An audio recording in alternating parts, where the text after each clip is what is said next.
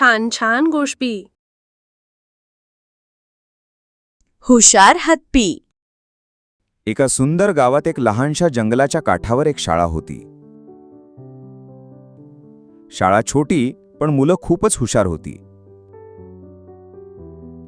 एके दिवशी सकाळी शाळेच्या आवारात मोठा गोंधळ उडाला. कारण काय तर एक मोठा हत्ती शाळेच्या गेटपाशी उभा होता. सर्वजण घाबरले, पण शिक्षकांनी मुलांना शांत बसवून हत्तीच्या जवळ गेले. तेव्हा काय आश्चर्य, हत्तीच्या गळ्यात एक फाटकी वही आणि पेन्सिल अडकवलेली होती. हत्तीच्या डोळ्यात माया होती, जणू तो काहीतरी मागत होता.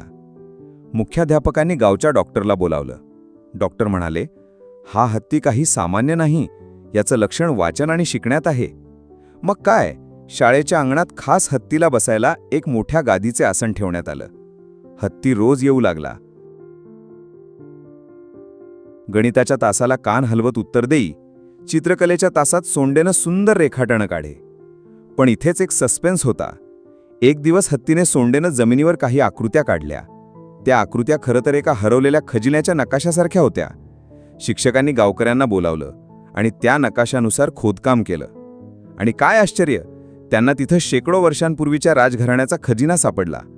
शाळेनं त्या खजिन्याचा उपयोग नवीन इमारती, लायब्ररी आणि जंगलातल्या इतर प्राण्यांसाठी शिक्षण केंद्र सुरू करण्यासाठी केला.